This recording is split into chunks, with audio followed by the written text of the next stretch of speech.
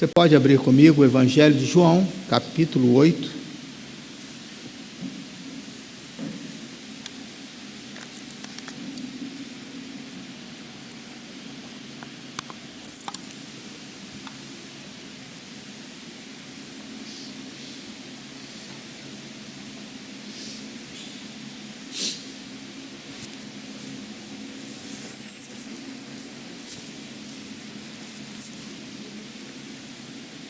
Hoje pela manhã eu estive comentando também, que devido a uma rinite, esse período é muito complicado para mim, e eu já começo a fazer tratamento antes, mas é bem difícil, E teve um desses dias que estava dando uma geral lá em casa, coisas que o homem precisa fazer, de montar, desmontar. E aí eu falei com a esposa, dizendo, olha, acho que essa rinite é porque eu dei faxina na casa. Ela falou, não é mesmo, é outra coisa. Não deu para escapar da faxina. Tá? Então eu estou avisando isso para que você não se preocupe, o pastor não está gripado ou com qualquer outra coisa, não sei isso. Versículo 6 a versículo 9. Mas Jesus inclinou-se e começou a escrever no chão com o dedo, Ele estava usando essa pergunta como armadilha, a fim de terem uma base para acusá-los. Já estou lendo a segunda parte, do versículo 6. Mas Jesus inclinou-se e começou a escrever no chão com o dedo. Então nós podemos já, nesse texto aqui, ver que Jesus teve uma atitude um pouco estranha para o mestre, mas essa atitude ela deu certo, ela funcionou ali naquele momento. E lembrando que Jesus, ele tinha suas estratégias, ele sabia o que estava acontecendo ali naquele momento. Visto que continuavam a interrogá-lo, ele se levantou e lhes disse: se algum de vocês estiver sem pecado, seja o primeiro a tirar pedra nela. Inclinou-se novamente e continuou escrevendo no chão.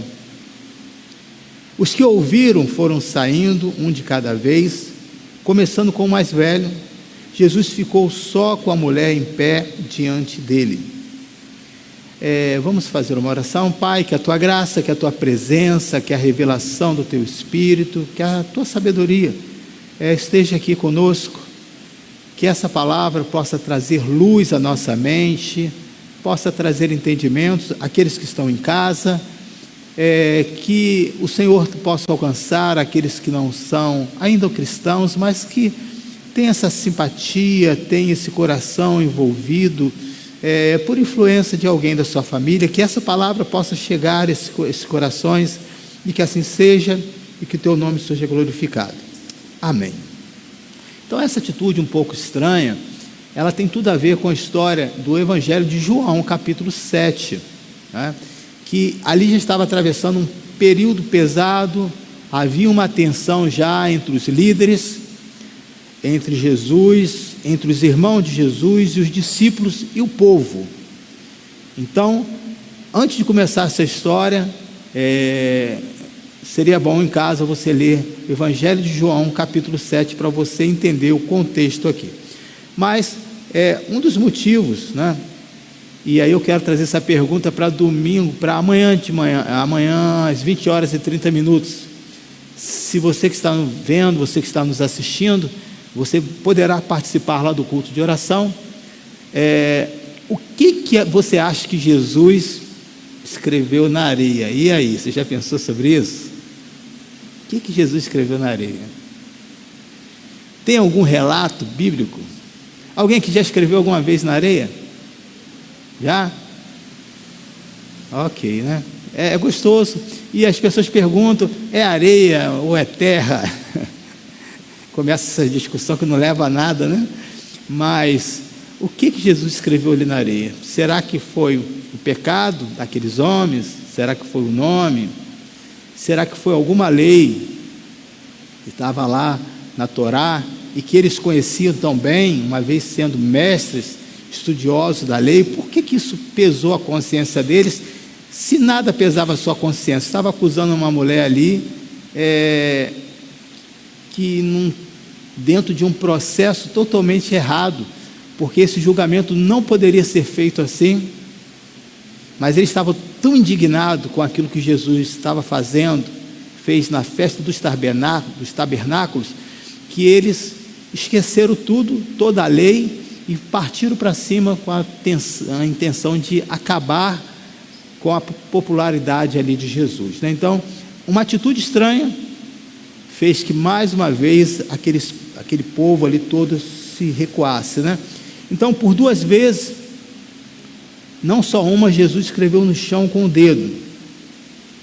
Na verdade, o que ele escreveu, será que nós sabemos? Ou saberemos? Ou simplesmente fica aí numa especulação? Mas tenta pesquisar isso aí, e amanhã, quando estivermos iniciando o grupo, eu quero que você escreva o que você acha. Isso é importante para ajudar você a treinar a sua fé, né? a sua mente. Mas eu posso afirmar, querido, que por essa atitude que Jesus estava fazendo ali, que a mão do Senhor não é para trazer condenação, e sim perdão dos nossos pecados. Então aqui já vai algo para você pensar sobre o que Jesus escreveu ali. Ele não poderia atuar como juiz, porque principalmente após a festa do tabernáculo, tinha um período que ninguém poderia fazer isso, e principalmente alguém que não era juiz. Então, se ele fizesse, estaria infringindo uma lei. Então ele não poderia colocar o nome ali de ninguém. Então, essas estratégias que hoje existem, demoníacas, né, tentando parar a igreja, isso é muito antigo, não se assuste com isso não. Mas o mesmo Deus que deu vitória a esse povo, continuar dando vitória ao povo de Deus até os dias de hoje. Você pode glorificar o Senhor? Amém? Então se encha das coisas de Deus, se encha da presença, se encha do poder do Senhor, né, que tem sido dado a todos nós. Aqui diz que Jesus estava num grupo, estava dando estudo, tinha muita gente. Jesus já estava popular aqui nessa época, e um grupo de pessoas estudiosas se reúne ao redor dele, junto com uma mulher, e coloca essa mulher de pé. Diante daquela acusação, Jesus é o único que permaneceu de pé e permanece de pé ao nosso lado em todos os momentos mais difíceis. Eu quero que você pense sobre isso. O momento mais difícil de uma pessoa, geralmente no momento de uma família, no momento de uma morte ou de uma doença em estado crônico, terminal, aonde só fica o quê? A família. E aí dentro da família, se prolongar muito, começa a ter pressão entre os irmãos. Quem já passou por isso sabe. E aí existem situações, e quem trabalha em hospital sabe disso, que chega uma hora que até os seus entes queridos faz o quê? Abandonam. Você sabia disso? Se você não sabe, você deveria começar fazendo visita nos hospitais para você entender isso melhor, tá? Então isso é possível. Então, ainda que a nossa família venha nos abandonar, Jesus ainda nos dias de hoje é o único que consegue permanecer de pé ao nosso lado. É uma grande oportunidade você dar glórias ao Senhor nessa noite, né? Então no versículo 9 vai dizer assim, os que ouviram foram saindo, um de cada vez, começando com os mais velhos. Jesus ficou só com a mulher em pé diante dele. Tem outras versões, que eu chamo de Bíblia verdadeira, que elas, algumas palavras já estão desatualizadas, mas o contexto, a maneira com que se escreve, é muito enriquecedor. E em alguns textos dessas Bíblias, vai dizer que eles saíram devido ao peso da sua consciência. É muito legal você ouvir essa palavra, que tem todo sentido, não é só porque Jesus escreveu, é porque aquelas palavras né? Começou a dizer: como que vocês podem falar, acusar alguém, que se vocês estão igual a essa pessoa ou pior? Então, o tema dessa mensagem é o engano da alma, aonde o engano da alma, como que é usado? Não se fala abertamente de erro, de falha, não, se usa parte da verdade para manter, para sustentar o que vai vir depois. É a distorção. Então, só existe uma maneira de você entender isso: quando você passa a ter discernimento de espírito. Por isso, uma atitude, um contrato que você vai fazer, nunca entra nessa, né? É a oportunidade da sua vida. Compra hoje, senão você vai perder. Isso aí são palavras de autoajuda, palavras para te motivar, mas para enrolar a sua vida, porque eu acredito que aquilo que Deus tem para nós acontece na hora certa, no tempo certo. Aleluia! Eu acredito nisso, irmãos, acredito mesmo. Então, essas pessoas começaram a sair um por um. Versículo 2 ao versículo 3, eu acredito que aquele dia foi um dos dias mais difíceis para aquela mulher. Esse texto, quando a pessoa faz a faculdade de teologia ou qualquer um curso, esse texto, alguns pastores acreditam que ele nem existiu. Alguns dizem que é uma parábola. Mas se você for buscar esse texto em vários outros, dentro do contexto histórico, de fato isso foi real. E aí a gente, por que eu falo então desses outros? Para que você possa entender que até os dias de hoje, a verdade bíblica, ela é usada para distorcer as verdades. Eu vi esses dias, em um dos bairros, um outro segmento espiritual, falando, né, o espiritismo fazendo discípulo para Cristo, alguma coisa assim, né? Então, várias religiões usam a Bíblia. Por que usam a Bíblia? Porque é o livro mais vendido e lido do mundo. Você sabia disso? Mais antigo, com histórias que podem ser comprovadas cientificamente que Jesus existiu, e que tentaram apagar esse nome de toda maneira, e quanto mais tentam, mais o povo de Deus cresce. Aleluia! Porque não é uma história morta, querida, é uma história que está sendo escrita no coração das pessoas. Me diz aqui para mim, você que tenha passado por um dia difícil, assim, alguém aqui já passou por um dia difícil, mas difícil mesmo na sua vida? Aquele dia que você falou assim: eu não acredito que esse dia chegou para mim. Chegou. E aí Deus, se você está aqui hoje, porque você sobreviveu aquele dia, você concorda comigo? Então, como alguém dizer para você que diante de um fato difícil você não vai suportar? Você vai dizer: olha, eu entendo a sua dor, mas a minha história diz outra coisa. A minha história diz que mesmo que eu venha passar por esses tempos difíceis, o Senhor Jesus sempre estará ao meu lado. Aleluia! É meu testemunho. Por quê? Porque Ele é vivo, Ele está presente. Há um tempo atrás, um jovem veio me procurar dizendo: pastor, você acredita que Deus fala?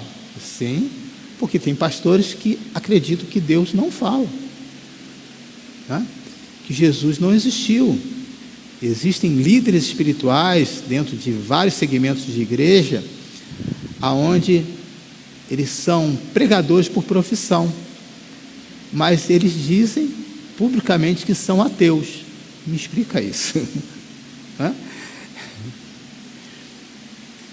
Em um congresso de pastores há 22 anos atrás,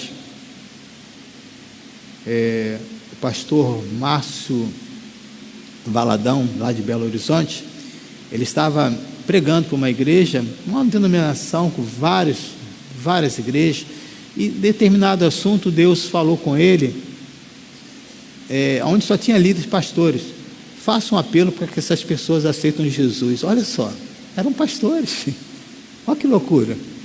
E ele ignorou aquilo, achando que era algo da cabeça, tal, e de tanta insistência do Espírito Santo ele fez, e vários pastores foram à frente e aceitaram a Jesus Cristo.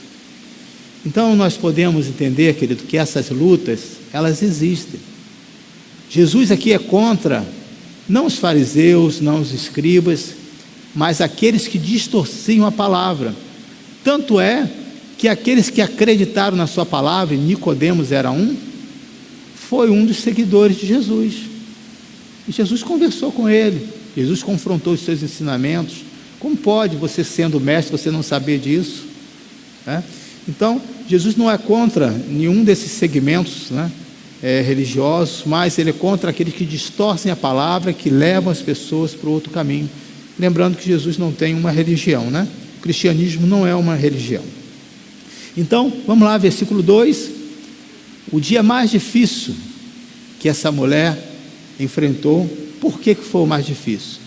Porque ali ela está sendo jurada de morte, ela já tem uma sentença, e aqueles que poderiam defendê-la não iriam fazer, porque o propósito deles não era aquela mulher.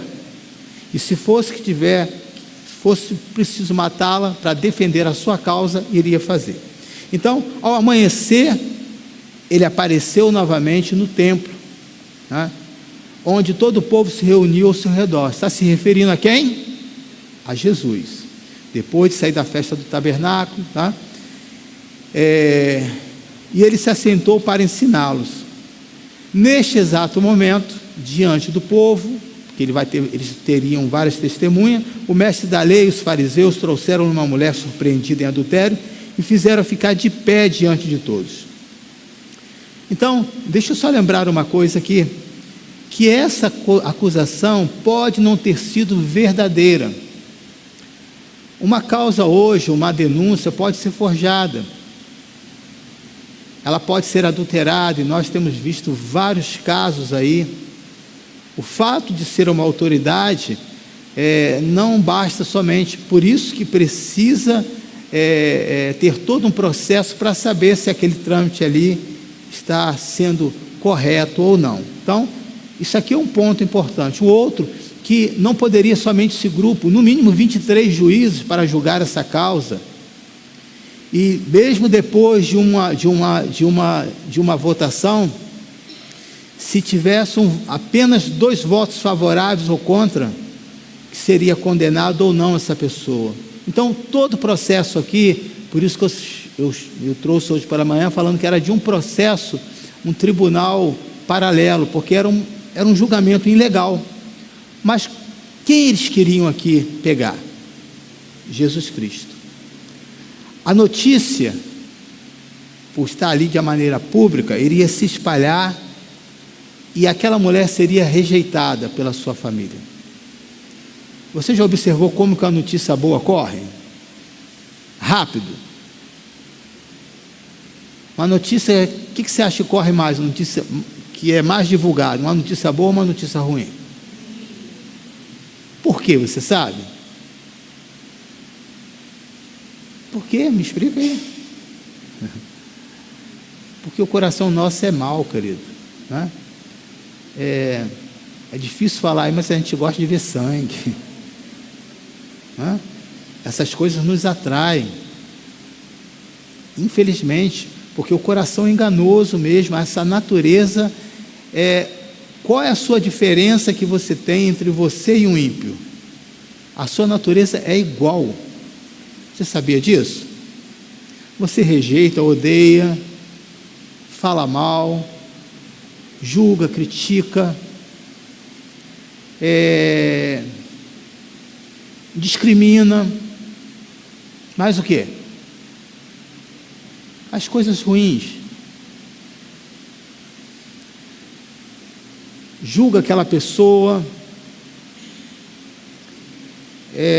finge que ela não existe, né? A indiferença, como que isso fere tantas pessoas. Então, a natureza é igual. A diferença que nos faz melhores, um pouquinho, é porque você tem algo que foi dado pelo Senhor através de Jesus, o Espírito Santo de Deus, que está trabalhando no seu coração, na sua mente. Infelizmente você vai continuar errando, falhando, mas quanto mais você for atuando, exercendo a palavra de Deus, mais forte você fica e mais força você tem para dizer não às coisas que você gosta. Vou te fazer uma pergunta fácil. Quem aqui gosta de chocolate? Ok. Quem aqui gosta de chocolate 100%? Ó, 3. Esse é o mesmo chocolate. É ou não é? É chocolate. Aí agora eu vou começar a enrolar a sua vida. Você gosta do chocolate ou do açúcar que está no chocolate? Né, Beto? Se gostasse de chocolate, ia usar o chocolate 100%. Então, observa essas pequenas diferenças. Elas são bem sutis, querido. E nós somos enganados pela nossa mente. Fica sem açúcar só para tu ver. Por que o seu corpo gosta de açúcar? Por quê?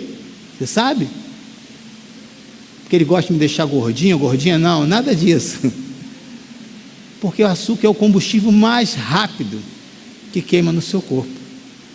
Você ingere um açúcar, dá aquele pico de glicemia, vai lá em cima, fica animadão, né? É isso mesmo, tá? Então, as notícias correm rápido, e às vezes a gente não sabe diferenciar por que agimos assim, e quando eu levo esses exemplos simples para você pensar, para que você possa analisar e ver como que funciona o seu corpo, e como que você precisa ter a orientação de Deus, a inspiração, que você é um ser humano como qualquer outro, mas você tem agora algo especial, e se você usar o Espírito Santo de Deus, se você praticar esses ensinamentos, eu posso afirmar para você, que você vai sobressair além da multidão. O que deixava os mais intrigados, os mestres da lei, e aí no Evangelho de João ele vai falar sobre isso, vai dizer assim, olha, como esse homem não passou pela nossa escola, não tem a nossa formação, vem de um lugar simples que é a Galileia, filho de um carpinteiro, como que ele pode ter mais conhecimento do que nós? Um cristão, querido, ele pode buscar conhecimento e deve, mas o que vai sobressair na vida de um cristão é aquela inspiração que vem de Deus para a sua vida no dia a dia. Aleluia! As pessoas vão querer estar perto de você, porque você tem o maior conhecimento, o conhecimento que liberta, que transforma, que é a palavra de Deus. A notícia iria se espalhar, mas pela primeira vez ela encontrou um homem de verdade naquela sociedade, que enfrentou aqueles religiosos que falavam em nome de Deus, e falavam em nome de Deus sem princípios, porque Jesus falava para eles, vocês são hipócritas, vocês falam uma coisa, mas a prática de vocês é outra. O ensinamento que você dá aqui é totalmente diferente. Pela primeira vez, ao mesmo tempo que essa mulher vai encontrar um momento difícil, né?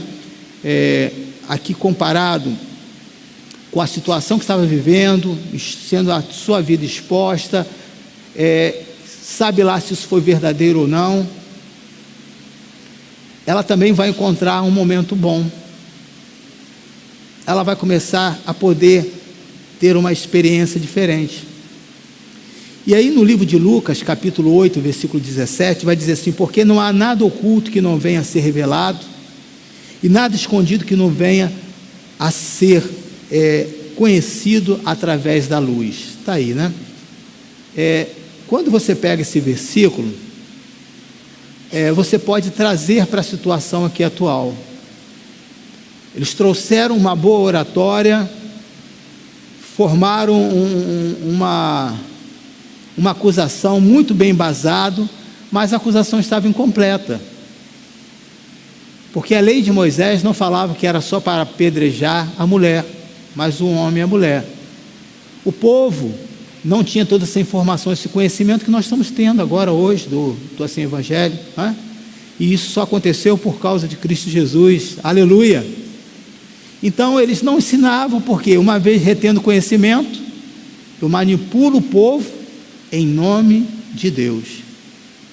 Mas quando Jesus veio ao mundo, ele começou a dar a oportunidade igual a todas as classes sociais e principalmente às mulheres. Eu sei que isso é assustador, querido, demais, mas é verdade quando você lê esse texto, porque não há nada oculto que não venha a ser revelado e nada escondido que não venha a ser conhecido e trazer à luz.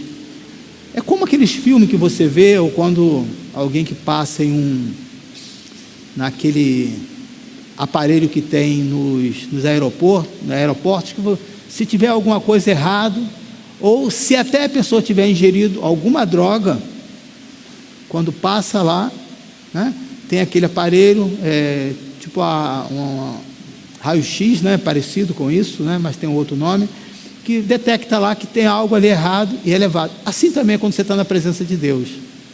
Você pode esconder de todo mundo, mas do Senhor Jesus não tem como se esconder.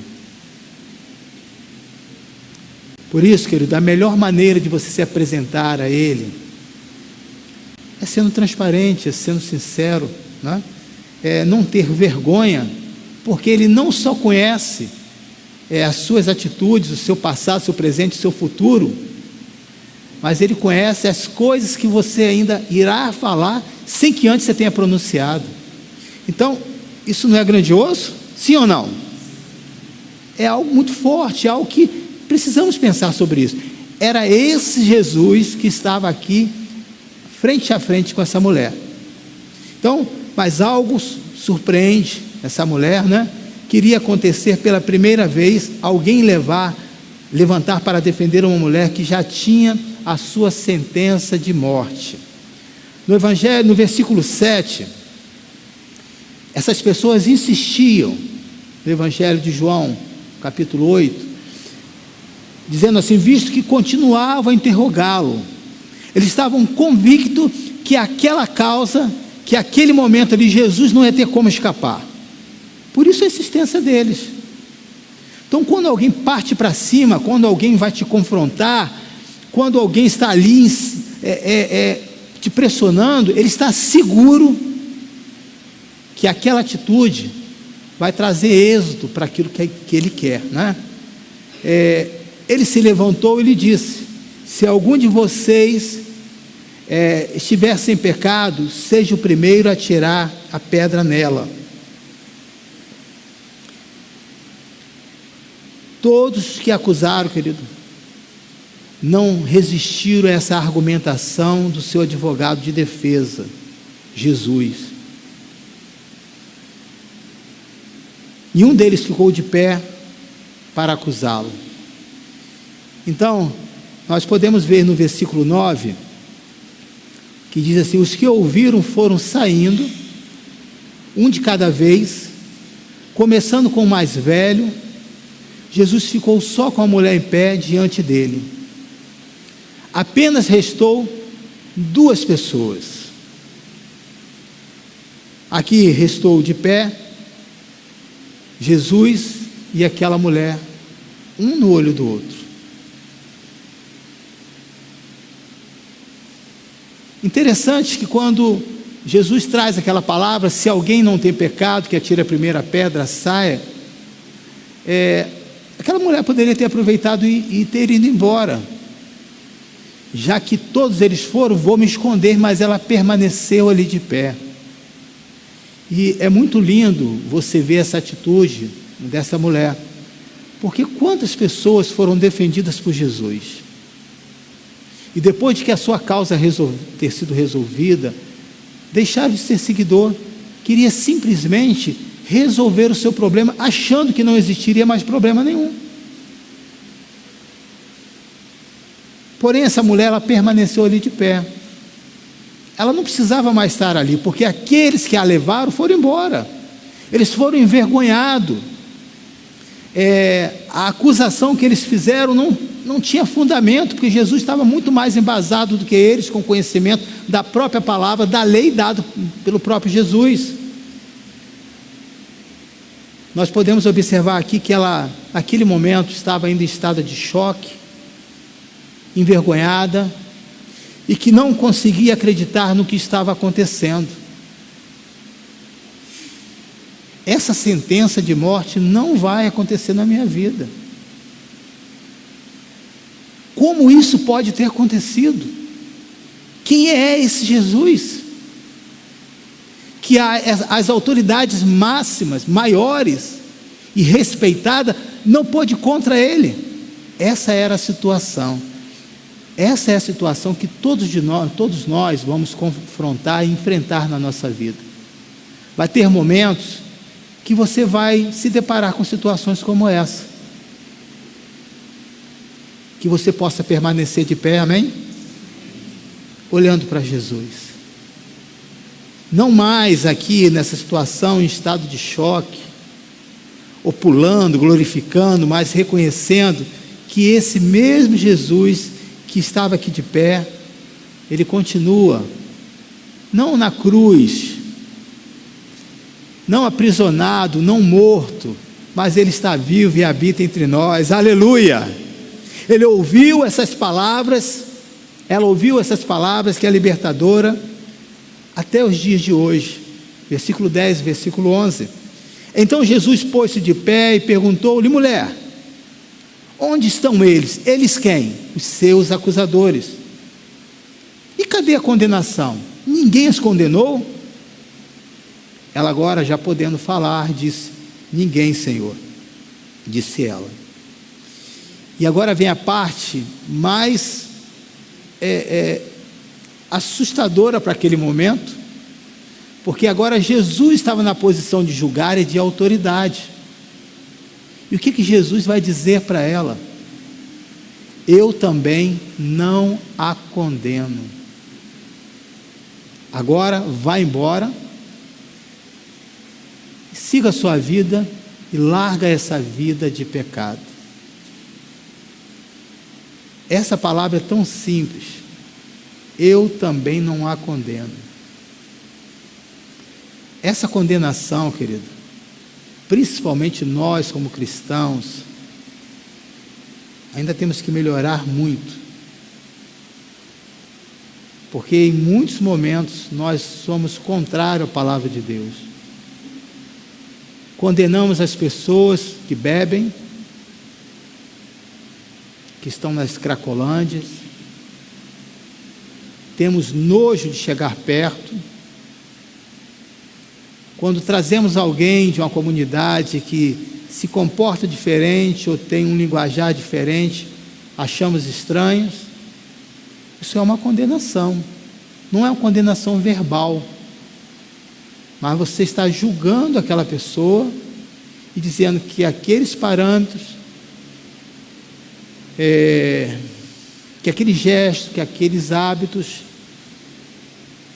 não estão de acordo com a palavra de Deus. Então, nós não temos esse direito, mas nós só lembramos disso quando nós somos acusados. Você já observou isso? Nós só lembramos disso quando nós somos acusados.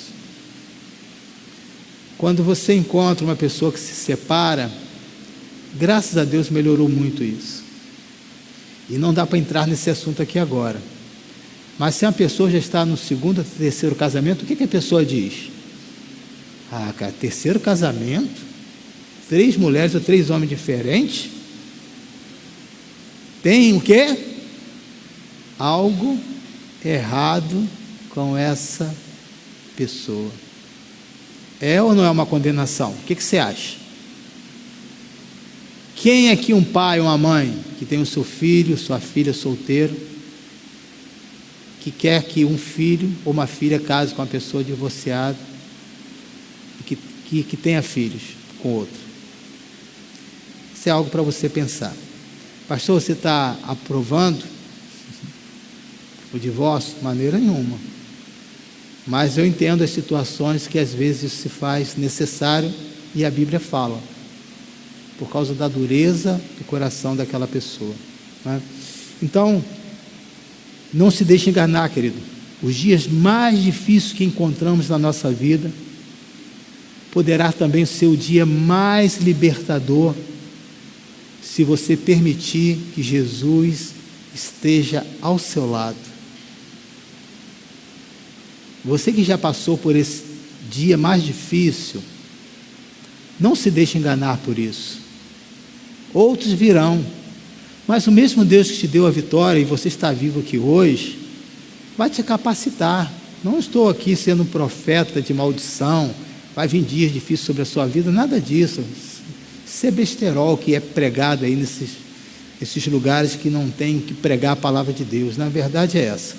Mas estou falando o evangelho puro, onde é pregado o evangelho do Cristo, Jesus Cristo, do Senhor Jesus Cristo. Esses dias vão passar, porque o próprio Jesus disse das aflições, mas aonde você vai encontrar esse bom ânimo? Em Cristo Jesus. Qual era o segredo aqui de Jesus que foi revelado nesse texto? Como Jesus teve essa sabedoria? Lembrando que ele ainda não tinha sido crucificado, então ele ainda não era conhecido como Jesus Cristo, mas Jesus Cristo, já sendo pré-anunciado como Filho de Deus, mas um homem. Se você ler o capítulo 7, vai dizer, não é possível. O próprio povo estava questionando mesmo, se ele era tudo aquilo que ele estava falando. De onde Jesus encontrou tanta sabedoria e a estratégia até de escrever no chão, porque se ele escreve em qualquer outro lugar, ele também seria condenado. Esse é um assunto que não dá para comentar aqui agora. Veja o que diz no versículo 1 desse capítulo.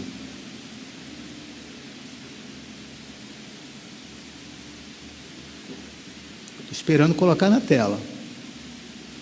Jesus, porém, foi para o monte, o quê? Monte das Oliveiras. O que isso tem a ver? O que isso tem a ver com a história? O que isso tem a ver com essa mulher? Monte da Oliveira, querido, não era um lugar em si, né? A chave da questão aqui.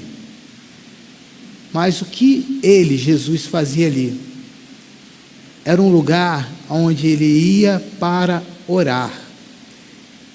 E aí, Mateus capítulo 26, nós vamos ver alguns pontos importantes desse lugar. Era um lugar onde ele participava, era um lugar onde ele estava orando, era um lugar onde ele estava envolvido, é onde lugar ele se separava para ter sabedoria, para tomar as decisões. As decisões de Jesus nunca eram tomadas no meio do povo. Diz aí no livro de Mateus 26, 27 a 29, então, em seguida tomou o cálice, deu graças e ofereceu aos seus discípulos, dizendo, bebam dele todos vocês. Isso é o meu sangue da aliança, é o momento da ceia, e logo após ele seria crucificado, que é derramado em favor de muitos, para perdão de pecados. Eu lhes digo que de agora em diante não beberei deste fruto da videira, até aquele dia em que beberei o vinho novo com vocês no reino do meu Pai. Jesus foi para onde? Um jardim chamado Getsêmani, nos montes da Oliveira, no Monte das Oliveiras. Versículo 30. Depois de ter cantado um hino, saíram para o Monte da Oliveira. Então, se reúnem os discípulos, eles servem a ceia, ele traz uma palavra ali para Judas, ele fala que estaria indo embora, eles cantam um hino, e logo após, ele vai para esse lugar, Monte das Oliveiras. Versículo 36, então Jesus foi com os seus discípulos para um lugar chamado Getsêmani e disse: sente-se aqui enquanto eu vou orar. Versículo 43, versículo 44, quando voltou de novo, o encontrou dormindo, porque seus olhos estavam pesados. Versículo 44, então os deixou novamente e orou pela terceira vez, dizendo as mesmas palavras. Tudo isso aconteceu no Monte das Oliveiras. Versículo 39, desse mesmo capítulo 26, meu Pai, se for possível, essa foi as suas palavras no momento de agonia, de dor da sua alma, afasta de mim esse cálice, contudo não seja como eu quero, mas sim como tu queres. Essas palavras aqui demonstram o quê? Como Jesus estava na sua alma. E ele continua no versículo 37 ao versículo 38 de Mateus 26, levando consigo a Pedro e os seus 2 filhos de Zebedeu, começou a entristecer-se e a angustiar-se. Disse-lhe então: a minha alma está profundamente triste, numa tristeza mortal, fique aqui e vigiem comigo. Então, quando você pega esse texto, que está aqui, no versículo 1, Jesus, porém, foi para o Monte das Oliveiras, e aí depois ele começa a se reunir ali com o povo. Antes de Jesus se reunir com o povo, ele estava orando. Antes de Jesus confrontar aquela liderança, ele já estava extremamente preparado, havia uma sintonia entre ele e o Pai. Então o meu desejo para você, querido, que você possa, nesse momento, refletir sobre isso. Só existe uma maneira de você enfrentar esse espírito de engano desse mundo. Você quer vencer todas as opressões desse mundo? Sim ou não?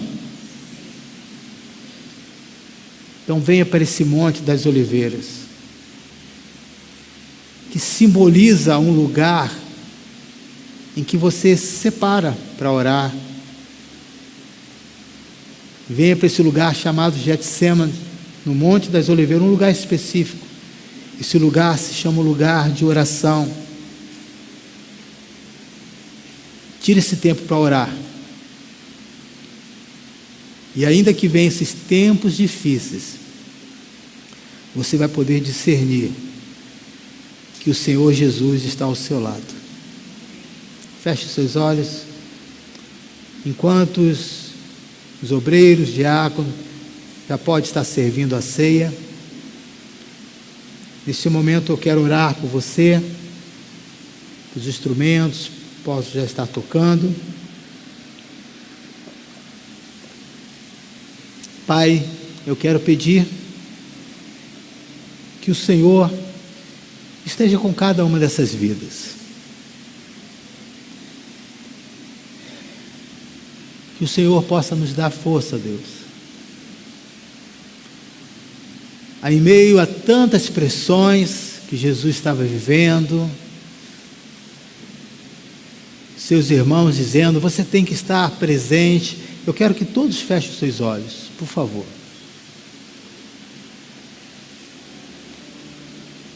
Aonde as pessoas estavam dizendo para ele: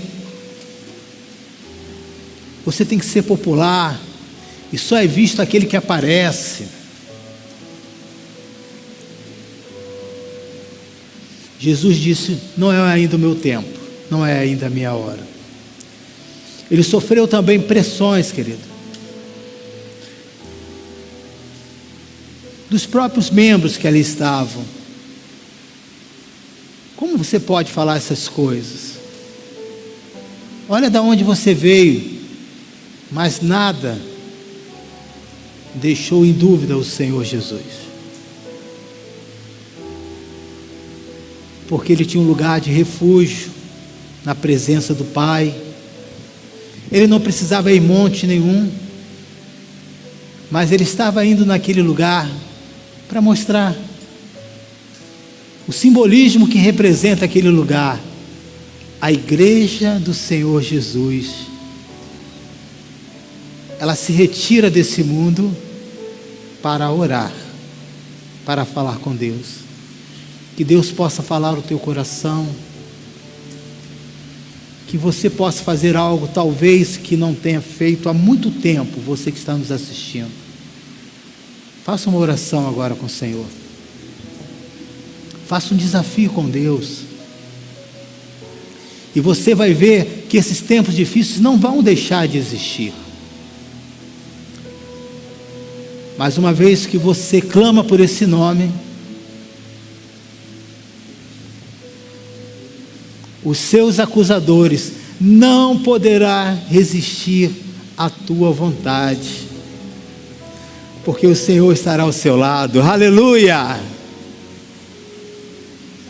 Qual a acusação, qual a condenação que trago sobre a sua vida? É tempo para você, querido, refletir sobre isso. Eu tenho sido enganado por esse mundo?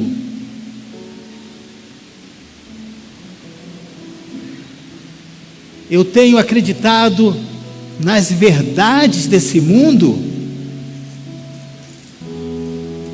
Qual é a fonte da sua vida? Quem que te aconselha? Qual é o lugar em que você tem inspiração para tomar as suas decisões? As decisões de Jesus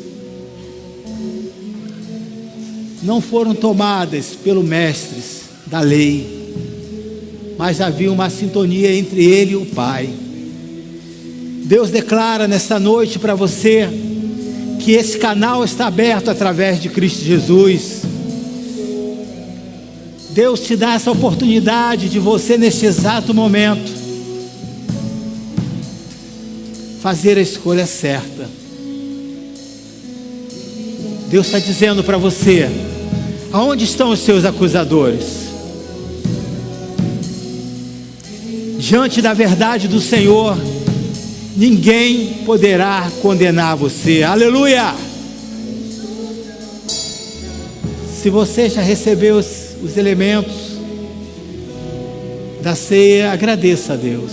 Pode se colocar de pé e vamos cantar esse louvor.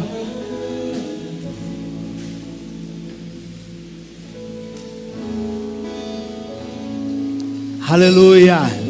Luz do mundo, vieste à terra para que pudesse vir.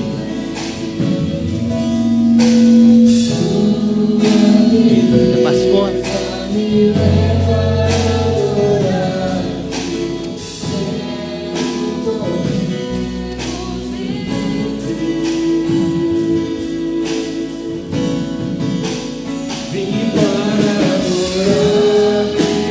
vim para prostrar-me, vim para dizer que és meu rei, és totalmente amável, totalmente digno, tão maravilhoso para mim. Vim para adorar-te, vim para prostrar-me, vim para dizer que és meu Deus, és totalmente amável, totalmente digno, és maravilhoso para mim.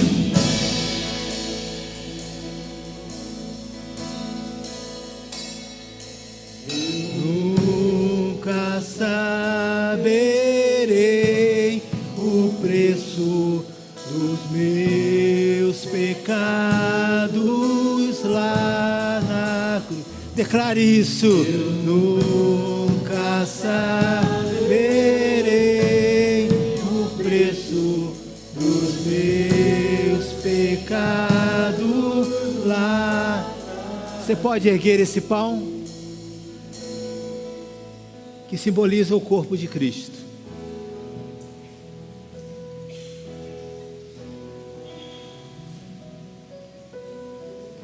Que foi levantado em um madeiro por amor de nós.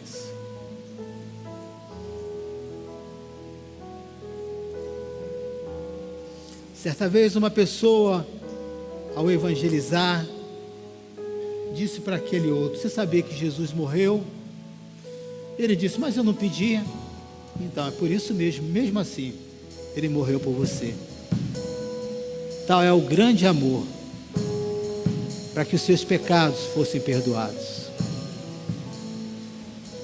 Morrer por alguém, querido, que você ama, não é fácil, mas por alguém que pode ser que venha te amar é mais difícil ainda. E por alguém que te odeia é muito mais difícil. Esse amor você não vai conseguir compreender se não tiver o entendimento das Escrituras. Antes de você participar da ceia, eu quero olhar para todos vocês agora. Você pode olhar aqui para mim, por favor? Erguendo esse pão. Você sabia que, assim como eu, nenhum de vocês aqui, nenhum de vocês, nenhum dos irmãos aqui, nem vocês aqui que estão aqui atrás, ninguém teria condição de participar da ceia? Nem o álcool gel, nenhum produto consegue tirar o pecado da natureza humana. Só o sangue do Cordeiro. Ele te deu um acesso que essa sociedade jamais iria te dar. É a mesma sociedade maligna e perversa nos dias de hoje. O único que defende a causa dos pobres, dos oprimidos e dos aflitos, é aquele que permaneceu de pé ao lado daquela mulher. Jesus Cristo. Ele não foi embora. A pessoa do Espírito Santo está aqui entre nós. E ele disse: por um tempo estarei ausente, mas eu vou voltar para buscar a minha igreja. Mais um mês que você venceu, irmão, que você disse: eu vou permanecer na fé, que você foi envergonhado, como essa mulher, pela sua própria acusação da sua mente, pelas suas falhas. É possível? Óbvio que é. Mas Jesus traz essa palavra para a sua vida, dizendo: quando você confessa os seus pecados, eu sou fiel e justo, e digo: abandone essa prática, vai, porque nem eu te condeno. Obrigado, Senhor, pelo teu perdão, pela tua palavra inspiradora, que tem sido em todas as Escrituras. Que a tua mão abençoe cada um do seu povo, fortalecendo cada vez mais. Fazemos essa oração em nome do Senhor Jesus. Comamos para a glória do Senhor.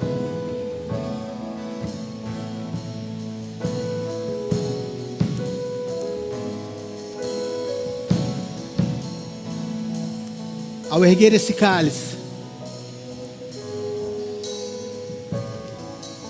você está dizendo: eu recebo o perdão dos meus pecados. Eu recebo o sangue de uma pessoa justa sobre a minha vida. Por isso é que nós somos justificados. Eu recebo a graça e o perdão de Deus. Que o único Espírito, Senhor, que possa conduzir a tua igreja, não seja esse espírito de engano,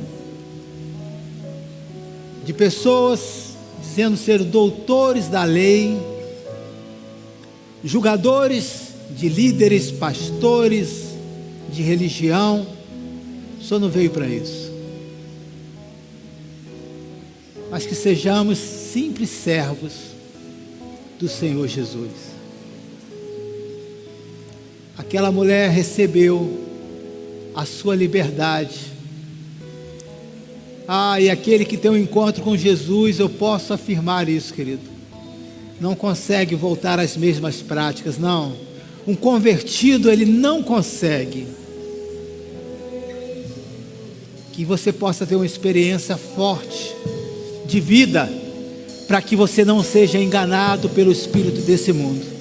Bebamos todos para a glória do Senhor. Aleluia! Você que participou da ceia pode começar a glorificar a Deus. Aleluia! Obrigado, Senhor. Nunca saberei o preço dos meus pecados lá na cruz. Senhor Deus,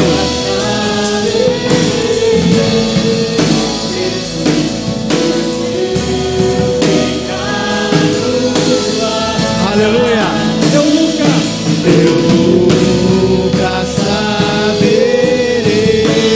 o preço dos meus pecados lá na cruz. Senhor Deus, te agradeço, ó Pai, pela tua bondade, te agradeço pela tua presença, te agradeço pela tua fidelidade, te agradeço por esse momento tão especial, conforme a ceia do Senhor foi conduzido. Fica com teu povo, que nos abençoe cada vez mais, trazendo a revelação e o conhecimento da tua palavra.